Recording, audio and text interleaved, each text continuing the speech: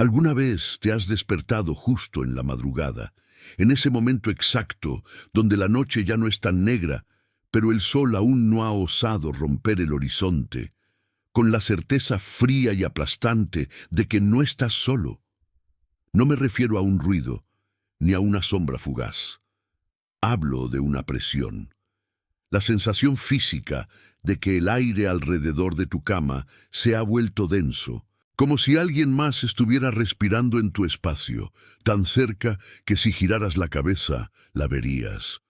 Pero no giras, te quedas quieto, porque en ese silencio, en esa quietud forzada, sabes que si te mueves, si respiras demasiado fuerte, algo se va a dar cuenta. Algo ya te notó. Esa quietud, ese pacto involuntario con el silencio para evitar el desastre, es el tipo de horror que quiero que traigas contigo ahora, porque es la única forma de entender lo que sucedió en Guanajuato a principios del siglo XX. Es una historia sobre el ruido que la vida cotidiana debería producir, y lo que pasa cuando ese ruido simplemente se niega a existir. Piensa en Guanajuato. Si conoces esa ciudad, sabes que es la antítesis del silencio. Es una urbe tallada en la ladera, hecha de túneles serpenteantes, de calles que se abrazan, de casas apiladas unas sobre otras, casi como si estuvieran chismorreando sobre ti desde el balcón de enfrente. El aire está siempre cargado con el eco de los pasos, el resonar del metal contra la piedra, los gritos lejanos del pregonero, el murmullo constante de la vida comprimida. El sonido rebota, se amplifica y no tiene escapatoria. Pero en 1903 había un lugar en el corazón de esa ciudad, un lugar que desafiaba toda lógica acústica y, lo que es peor, desafiaba toda lógica emocional. Era un callejón, no era el más famoso, no era el callejón del beso que la gente visita hoy con risas nerviosas y cámaras.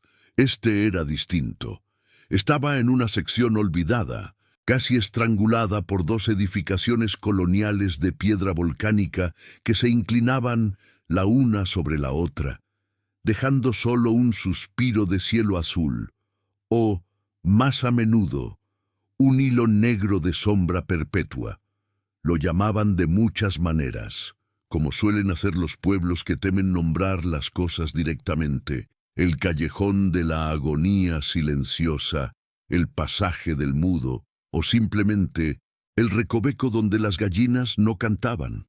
Pero la verdad es que la gente lo evitaba con esa superstición instintiva que te hace cruzar la calle cuando ves algo que no cuadra, algo que la razón te dice que ignores, pero la médula te grita que corras. La fundación de este relato, lo que lo hace tan profundamente perturbador, no es lo que se veía, sino lo que no se escuchaba. En Guanajuato, en esos años donde la miseria y la opulencia se daban la mano en las mismas plazas, era común la tragedia. La gente peleaba, la gente se caía, los niños lloraban al perder sus juguetes, los amantes se gritaban infidelidades desde los ventanales, y el sonido viajaba. Un grito desgarrado en una calle principal podía escucharse, amortiguado, hasta los confines del otro barrio. Pero no en ese callejón. En ese estrecho cañón de piedra húmeda, si tú te detenías a escuchar, y por favor, si estás solo ahora mismo, escucha el silencio de tu propia habitación, notabas algo que te helaba la sangre: la ausencia total de eco. No solo estaba quieto, estaba muerto. El callejón se bebía el sonido, lo absorbía como una esponja oscura y hambrienta. Imagínate esto: un hombre, Manuel, conocido por su temperamento volcánico y por su gusto por el mezcal barato, entra al callejón una noche de luna nueva. Manuel discutía con su esposa, Juana. La discusión era tan fuerte que había comenzado a media cuadra de distancia, atrayendo la atención de los pocos vecinos que quedaban despiertos. Eran los gritos usuales, el recuento de ofensas, el fragor de una vida difícil. Los gritos de Juana eran especialmente agudos y punzantes. La pareja entra al callejón. El ruido sigue vibrando contra las paredes.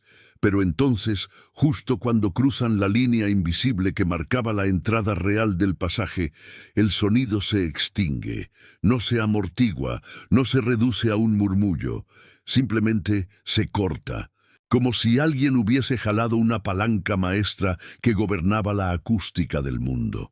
Los vecinos que habían escuchado la pelea se quedaron en la entrada, expectantes. Esperaban el estruendo final, quizá un golpe, el sonido de algo rompiéndose, o el llanto inconsolable de Juana, pero solo hubo un silencio tan denso que parecía estar gritando por sí mismo. Manuel y Juana salieron 10 minutos después. Juana tenía marcas rojas en el cuello, frescas, profundas. Había lágrimas secas en su rostro, pero sus ojos no tenían el brillo de alguien que acaba de liberar una emoción tan poderosa como el miedo o el dolor. Manuel estaba pálido, temblando, no por rabia, sino por otra cosa, algo más profundo y desestructurante. Y aquí es donde el horror comienza a infiltrarse, ¿te das cuenta? Aquí es donde tienes que dejar de lado la lógica y aceptar la atmósfera. Juana había sido atacada, estrangulada, asfixiada en un arrebato de ira, pero nadie, ni siquiera los vecinos a 2 metros de distancia, había escuchado un solo sonido de auxilio, ni un lamento, ni siquiera el forcejeo. Si has llegado hasta este punto y sientes ese frío en la nuca, haz un pacto conmigo. Quédate hasta el final. La verdad de este callejón solo se revela si la escuchas en la oscuridad, en soledad, y si decides acompañarme en estos caminos prohibidos, sabes qué hacer. Necesito que tu silencio me siga. Solo así podremos descifrar juntos por qué el miedo a veces no puede gritar. La gente comenzó a notar el patrón. No era solo en las peleas. Los niños que jugaban cerca y se caían, raspándose las rodillas contra la dura piedra de cantera, entraban al callejón. Si el golpe era fuerte, salían con el rostro desencajado, las lágrimas corriendo, pero el sonido del sollozo no existía. Era una pantomima del dolor, una obra teatral sin audio. Veías el rostro contorsionado, el movimiento de la boca, la nariz moqueando, pero el aire a su alrededor se mantenía prístino, limpio. ¿Te imaginas ese terror? Sufrir una herida o un dolor emocional tan intenso que tu cuerpo exige liberarlo en un grito, y que ese grito sea sofocado, no por una mano sobre tu boca, sino por el espacio mismo. Es como si el callejón se alimentara de la liberación, como si cada bocanada de angustia o cada explosión de ira se quedara atrapada en la garganta de las paredes, convirtiéndose en el nutriente de algo desconocido que habitaba allí. Los rumores, por supuesto, eran inevitablemente oscuros y variados. Que si el callejón era la boca de un antiguo socavón minero, que si los ingenieros de la época virreinal habían sellado allí un pozo de pestilencia, que si un fraile maldijo el lugar porque había presenciado un acto de inmolación. Eran las explicaciones cómodas que la mente humana busca para etiquetar lo que es irremediablemente anómalo. Pero la verdad, la que calaba hasta los huesos de quienes vivían en las casas aledañas, era que la presencia silenciosa del callejón era opresiva. Los faroles de aceite que colgaban en la entrada no iluminaban, parecían succionar la luz, dejando el pasaje en un tono de penumbra que nunca cambiaba, incluso bajo el sol de mediodía. Y el olor. Era un olor que no se podía describir fácilmente, porque no era putrefacción, ni moho, ni humedad de mina. Era un olor a quietud, si es que eso tiene sentido. Era el aroma de algo estancado, de la vida que se ha detenido y ha comenzado a oxidarse lentamente en su lugar. Algunos decían que olía a cobre viejo y a polvo seco. Otros, más aprensivos, afirmaban que olía al interior de un ataúd vacío. El punto central de la anomalía, lo que obsesionó a algunos de los pocos estudiantes de la época que se atrevieron a registrar el fenómeno, era que el silencio no era pasivo. No era solo la ausencia de ruido, era un silencio activo que ejercía presión. Si entrabas en el callejón, incluso con las mejores intenciones, sentías un cambio en la presión del aire. El sonido de tus propios pasos sobre la piedra se reducía a un tap-tap muerto sin reverberación. Tu respiración, que afuera era normal, se volvía exageradamente audible en tu propia cabeza. Un susurro sibilante y ansioso, mientras que para el exterior eras totalmente mudo.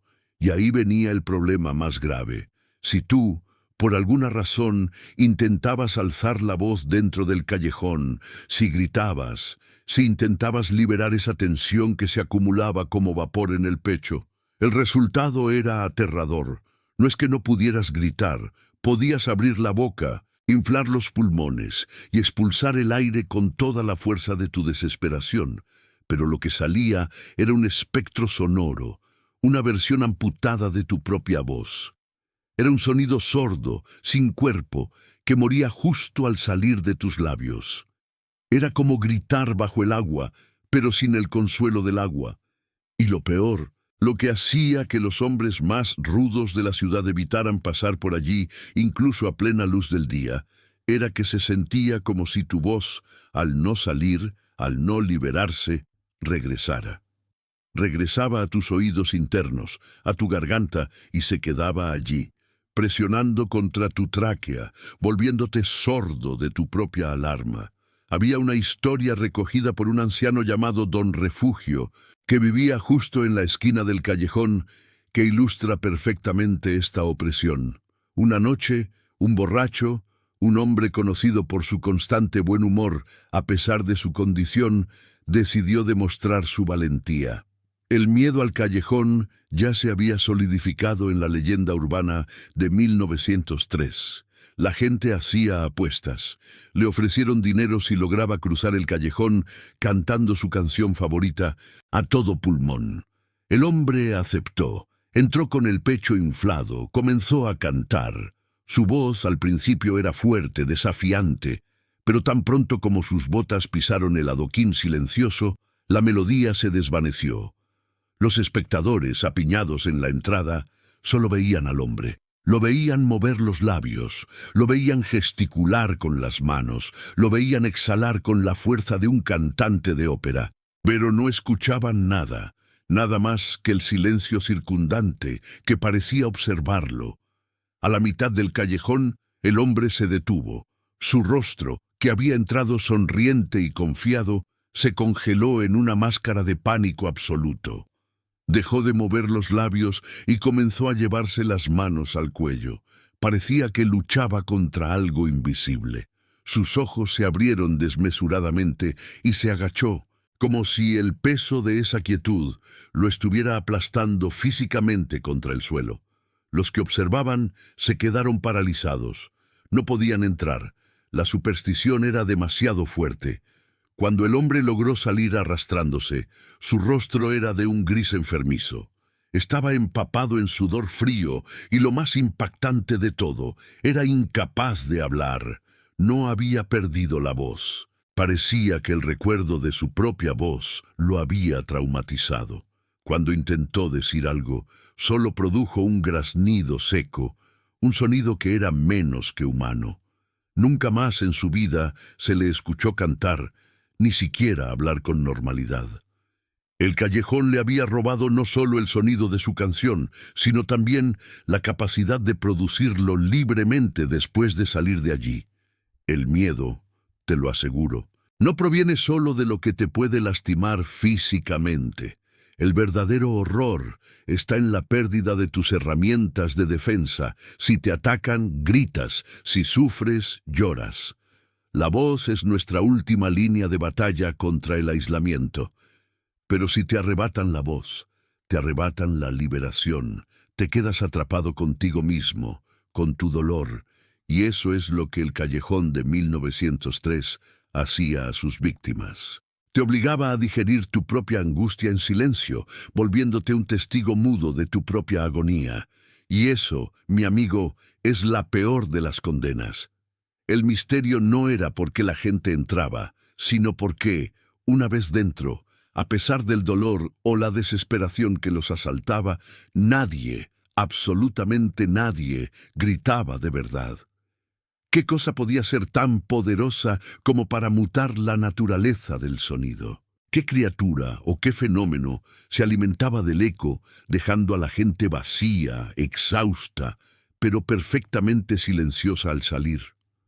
Lo que Guanajuato escondía en ese recoveco estrecho no era un fantasma que hacía ruido, sino algo mucho más antiguo y hambriento, un vacío que exigía la máxima expresión de la desesperación humana, pero negaba la satisfacción de la catarsis sonora. Y esto solo es el comienzo. Si tienes una historia similar, si alguna vez has sentido que el silencio de tu casa era demasiado profundo, coméntalo. Escribe simplemente «lo escuché» o «no estoy solo». Y si conoces a alguien que necesita saber lo que el silencio puede ocultar, alguien que debería tener cuidado al caminar solo de noche, compártele esto. Ahora, mientras te preparas para continuar escuchando, solo quiero que hagas algo muy simple. Cierra los ojos por un segundo y escucha. ¿Qué tan silenciosa está realmente la habitación donde estás? ¿Y qué pasaría si, de repente, ese silencio no fuera pasivo, sino que empezara a empujar contra tus oídos, buscando algo para llevarse consigo? En Guanajuato, en ese año de 1903, el silencio no era un descanso, era una trampa, y cuando la gente se daba cuenta de que no podían gritar, se daban cuenta de que el monstruo no estaba escondido. El monstruo era el propio silencio. ¿Alguna vez te has preguntado qué pasa con el sonido que matas? No hablo del murmullo que se ahoga en una almohada o el insulto que te guardas en la calle. Hablo del grito primal, el que te arranca de las entrañas cuando el miedo, la alegría o el dolor te superan. Imagínate tener que vivir sin ese desfogue, sin esa válvula. En el Guanajuato de 1903, en ese callejón estrecho y pétreo, esa no era una metáfora, era una ley física, espiritual y, sobre todo, opresiva. Si en la primera parte logramos sentir esa quietud anómala que perforaba los oídos, ahora debemos entender la arquitectura del silencio. No era la ausencia de ruido, era el peso de todo el ruido no emitido. La densidad del aire en ese callejón, te lo aseguro, era palpable. Respirar se volvía un acto consciente, casi violento, pues el jadeo, el fuelle de los pulmones, tenía que ser minimizado a un susurro interno, una caricia apenas perceptible sobre la laringe. Los habitantes caminaban con una tensión constante en el diafragma, como si llevaran un cinturón invisible apretándoles la caja torácica. Los ojos. Es imposible hablar de esa época y ese lugar sin describir los ojos de la gente. No eran ojos de miedo, no exactamente, sino de una vigilancia agotadora. Estaban dilatados, sí, pero no por la oscuridad. Estaban abiertos en un perpetuo estado de escucha, en un escrutinio constante de sí mismos y de sus vecinos. Un niño que se golpeaba la rodilla no lloraba. Se le enseñaba a aspirar la pena, a convertir el sollozo en una contracción muscular silenciosa. El resultado, rostros pálidos, con los músculos del cuello tensos, las mandíbulas ligeramente desalineadas de tanto apretar los dientes, ahogando cualquier quejido que amenazara con escapar. La mudez era un pacto, pero no un pacto de paz. Era una tregua armada, donde el enemigo no estaba fuera, sino alojado en la propia garganta. ¿Qué ocurría con las emociones intensas? Ahí residía la verdadera crueldad del lugar. Los grandes eventos de la vida, el nacimiento, el amor, la muerte, eran vividos en una sordina aterradora. Imagina una boda. La risa contagiosa de los invitados, el brindis metálico, el primer beso sellando el juramento, todo se reducía a gestos. Las manos hablaban, los ojos suplicaban, las sonrisas se abrían sin sonido, como peces boqueando fuera del agua. Era bello y grotesco a la vez, como una obra de teatro donde se había cortado la electricidad del mundo. Y la muerte, amigo mío. La muerte en el callejón era un evento privado que se extendía a la comunidad entera. Cuando un ser querido partía, el dolor se transformaba en un veneno que circulaba sin poder ser expulsado. Un lamento, un ay desgarrador, podría haber traído consigo una calamidad peor que la pérdida. Así que los cuerpos se velaban en un silencio sepulcral, donde la única evidencia de la pena eran los temblores incontrolables en los hombros, la humedad contenida que se escurría en el cuello de las ropas. Tenían que ahogar el duelo, y si tú, que me escuchas, te has quedado solo en una habitación oscura conteniendo el llanto, sabes lo que esa presión significa, la sensación de que, si no gritas, vas a explotar por dentro. En ese callejón explotaban por dentro todos los días, y esto es esencial para entender por qué la gente aceptaba este suplicio. No era cobardía, sino una comprensión profunda y terrible de lo que pasaba cuando el silencio se rompía. Ellos sabían, por tradición oral o por experiencia directa, que la cosa que habitaba el linde de su existencia se alimentaba no del sonido, sino del quiebre. El silencio era la pared que mantenían erguida con su fuerza de voluntad combinada. Hablemos de esa cosa. No hay un nombre registrado en los archivos parroquiales ni en los testimonios que sobrevivieron. Los pobladores se referían a ella con eufemismos llenos de miedo: el sordo, la vigilancia, lo que escucha.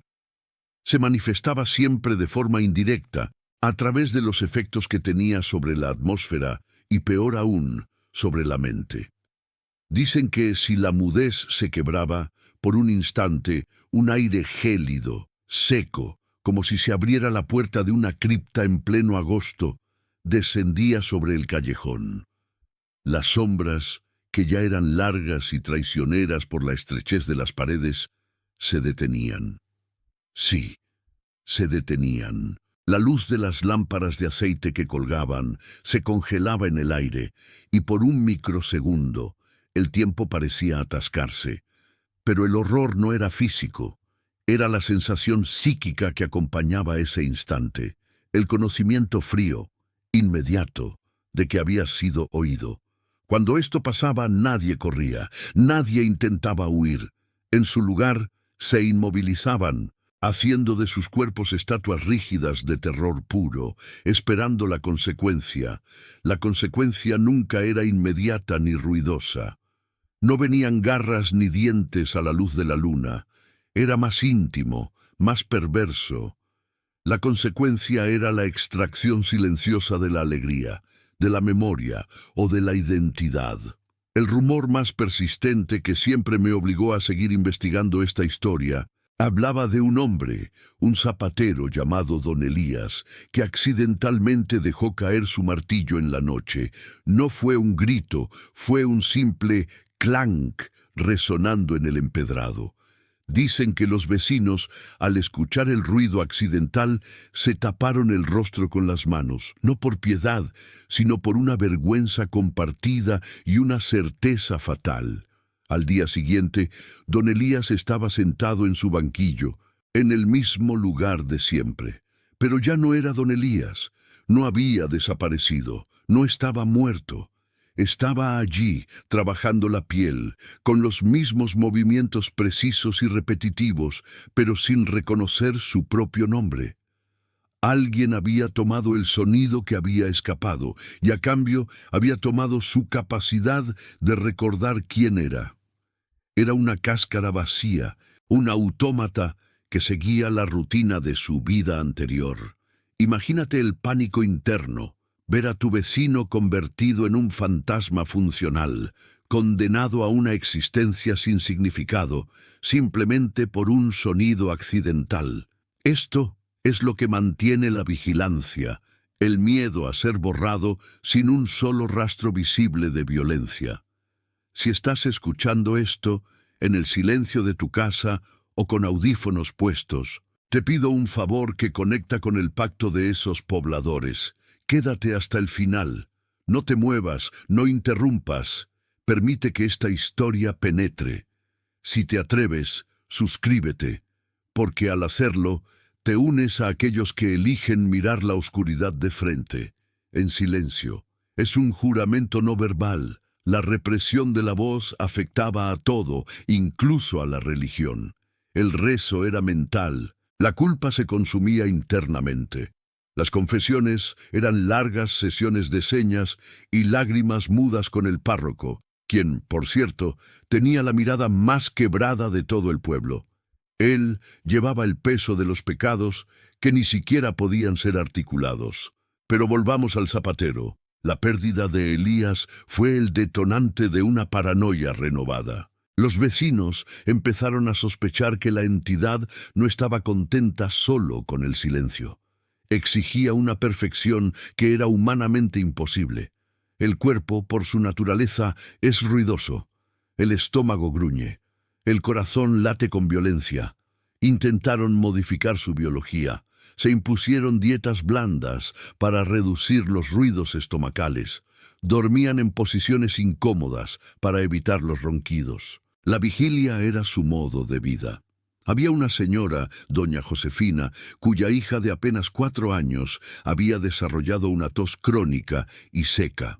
El simple ataque de tos en la noche se convertía en un evento de terror.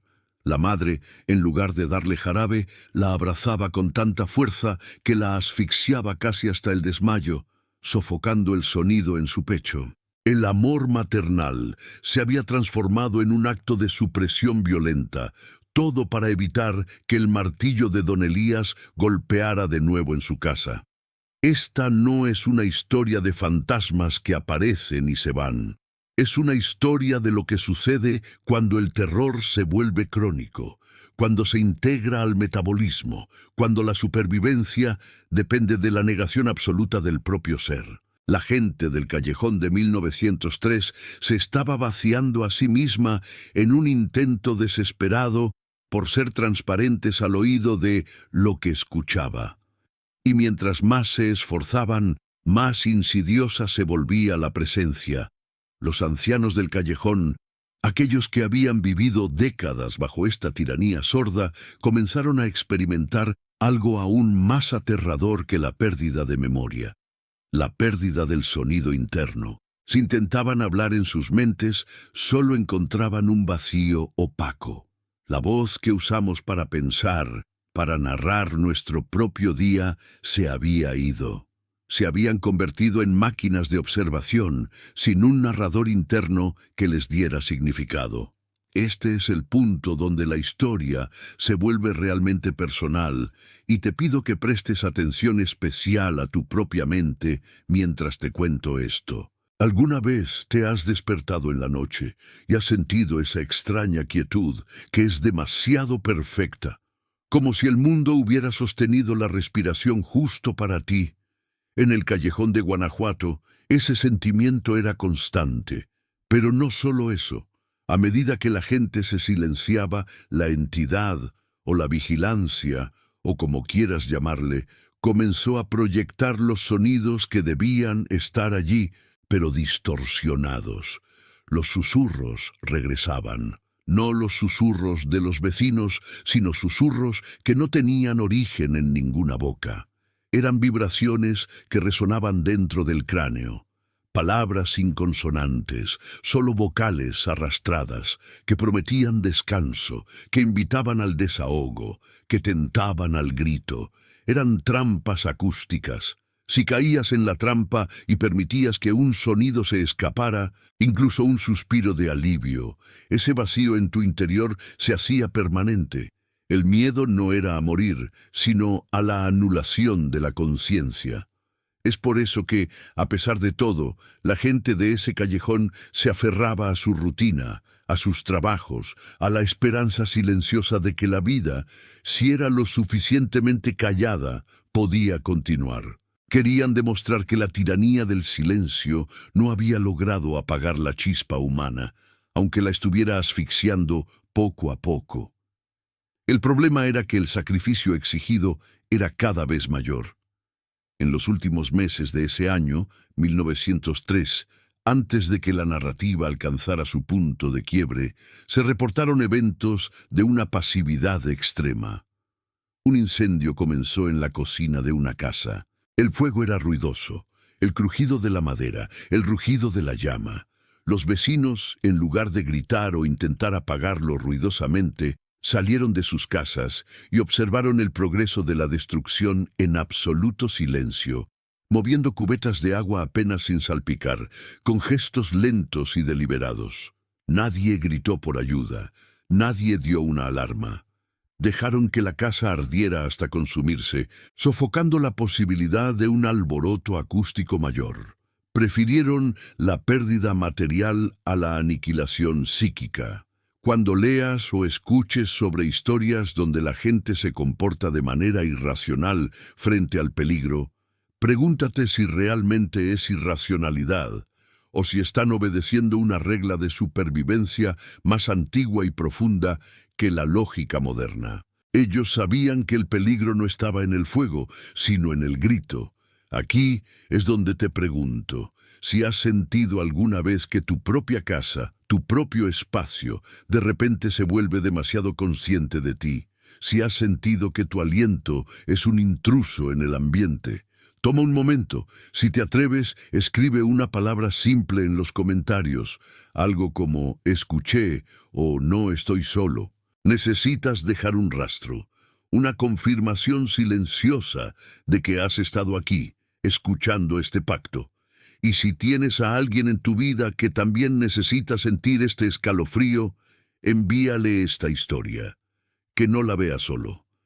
El desarrollo de este miedo se consolidó en la figura de un reloj de péndulo, instalado en la plaza central del callejón que dejó de funcionar hace mucho tiempo.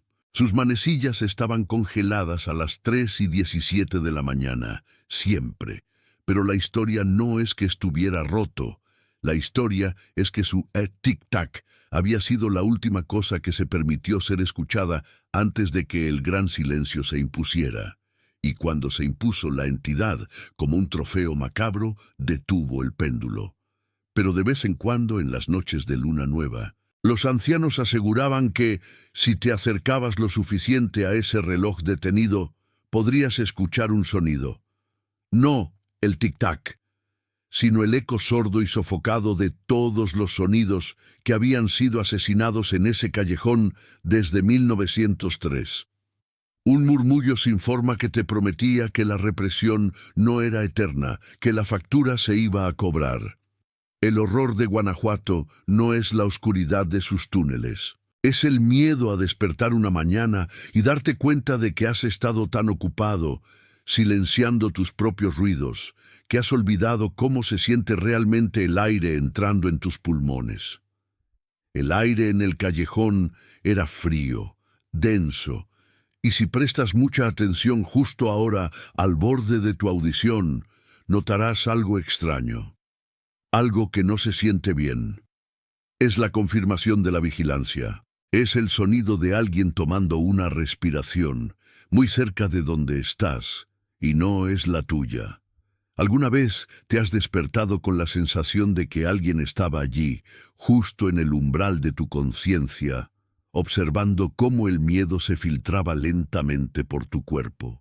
Esa es la forma en que el silencio real se manifiesta, no como la ausencia de ruido, sino como una presencia opresiva que te niega la herramienta más básica de defensa, la voz.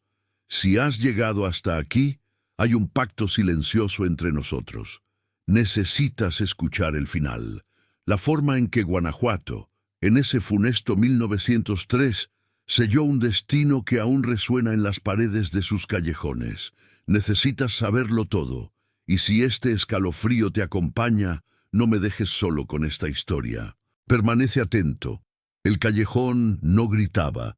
Esa era la verdad simple y brutal que entendieron los pocos desafortunados que se perdieron en su espiral de piedra húmeda.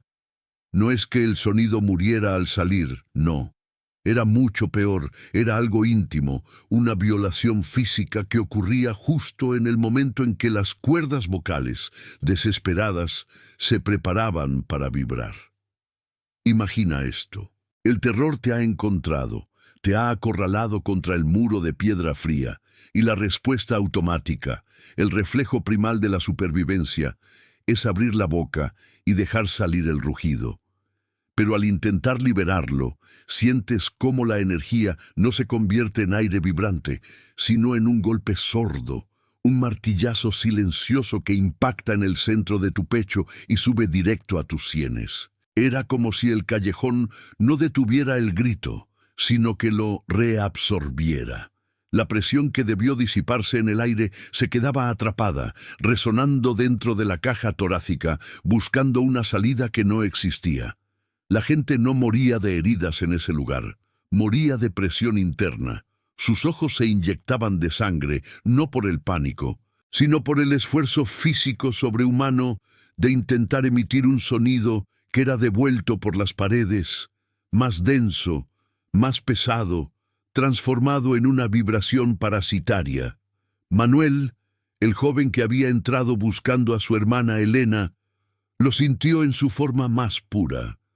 Estaba en la parte más estrecha, donde las tejas casi se tocaban arriba, robándole la luz del día y dejándolo en una penumbra perpetua. Vio a Elena, o lo que quedaba de ella, enroscada en una esquina. Sus ojos estaban abiertos, fijos, pero lo que realmente lo aterrorizó no fue la inmovilidad de su cuerpo, sino la mueca en su rostro. Era la expresión de alguien que había estado gritando durante horas, pero que solo había podido escuchar el eco de su propia desesperación sorda. Manuel quiso llamarla, quiso sacudirla, y fue entonces cuando experimentó el mecanismo.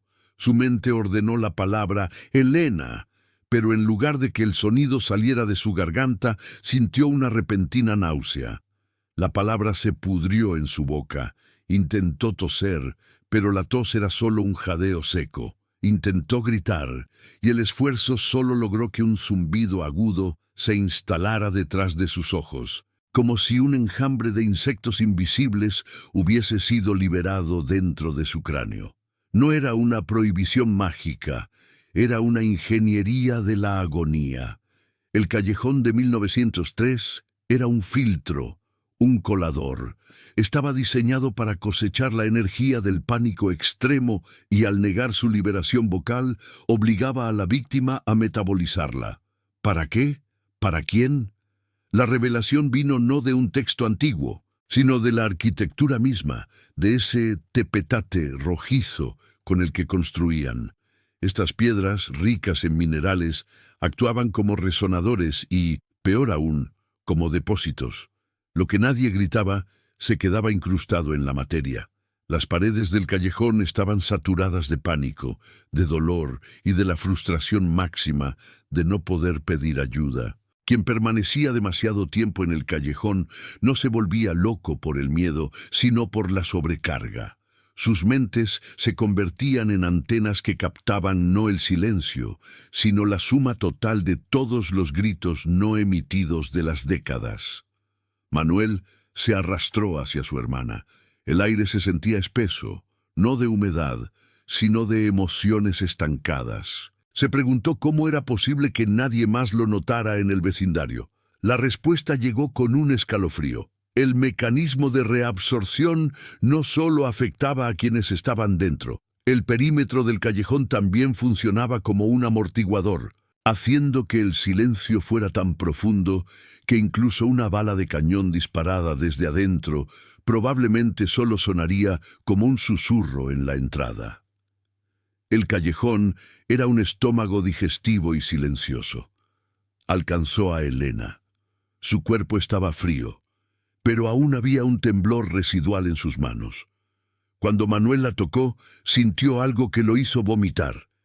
El aliento de Elena, al salir, no era el aire exhalado de una persona, sino un siseo áspero y cargado de polvo, como si sus pulmones hubieran estado moliendo arena durante horas.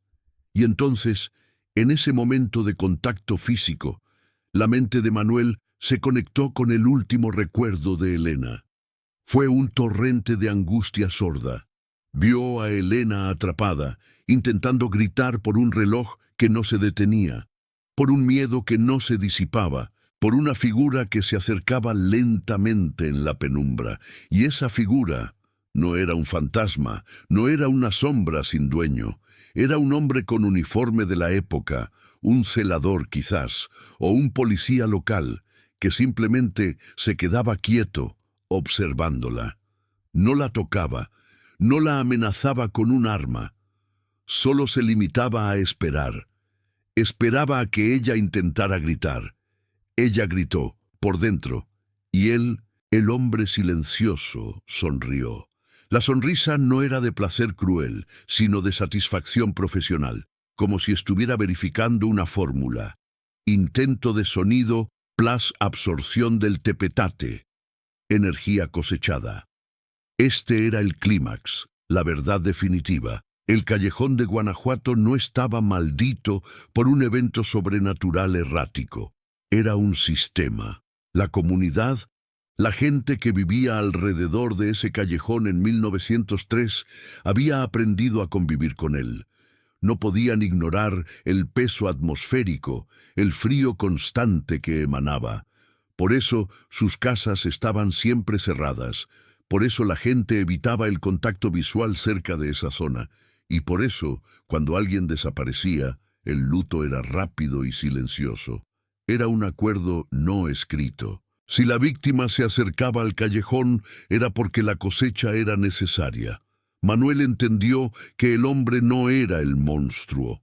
El hombre era el cuidador de la granja. El verdadero horror era el muro de piedra que lo rodeaba, que ahora parecía palpitar levemente, alimentándose de su pánico fresco. Al absorber el grito de Elena, el callejón había ganado fuerza, y ahora, con la desesperación de Manuel, la presión se duplicaba. Manuel no podía llorar, no podía hablar, no podía gemir. Solo podía respirar superficialmente, sintiendo cómo cada latido de su corazón era una bomba de presión a punto de estallar. Si estás solo ahora, mirando esta pantalla en la penumbra, quiero que escuches esto con atención, porque es el momento de la transformación. La gente atrapada en ese callejón de Guanajuato no moría, al menos no del todo. Cuando la presión interna alcanzaba su punto máximo, la psique se fragmentaba. La parte de la persona que contenía el impulso del grito, el instinto de huida, el terror puro, se desprendía del cuerpo y se adhería a las paredes. Se volvía una mota de energía silenciosa, una capa más de cemento emocional en el tepetate. Elena se había ido. Lo que Manuel sostenía era solo la cáscara física, vaciada de su terror. Y ahora, Manuel estaba siendo drenado. Manuel se vio obligado a permanecer en ese lugar por lo que parecieron horas. El tiempo se estiró en una agonía viscosa. Intentó gatear, intentó raspar las paredes con sus uñas. Cada esfuerzo físico solo hacía que el zumbido en su cabeza se hiciera más insoportable. Finalmente, agotado, se recostó junto a su hermana. Cerró los ojos, no por rendición, sino para concentrarse en una sola idea. Si no podía sacar el grito, tendría que disolverlo.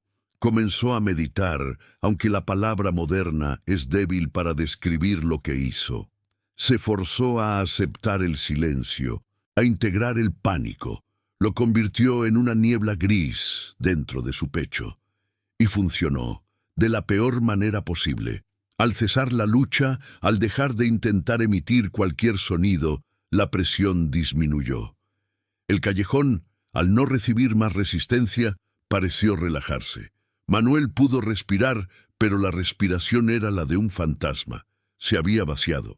Cuando Manuel fue finalmente encontrado, no por un rescate heroico, sino porque el cuidador de la granja, el hombre de la sonrisa profesional, decidió que el ciclo había terminado, estaba sentado completamente catatónico al lado del cuerpo de su hermana. Lo sacaron del callejón y lo llevaron a un sanatorio cercano. Los médicos de la época diagnosticaron una locura incurable, una melancolía profunda, pero la verdad era que Manuel ya no tenía una voz interna. Había pagado el precio más alto en el callejón, se había vaciado por completo de su capacidad de expresar emociones fuertes. El callejón se había llevado su grito, su llanto y con ellos la chispa de su humanidad reaccionaria. Manuel vivió muchos años después, un testigo mudo y silencioso, incapaz de relatar la pesadilla. Pero su cuerpo, su mera existencia era la prueba.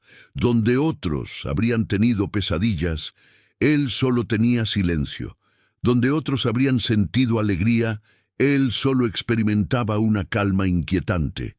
Se había convertido en un depósito silencioso de todo lo que el callejón había absorbido, y era por eso que el hombre de la sonrisa lo dejó ir.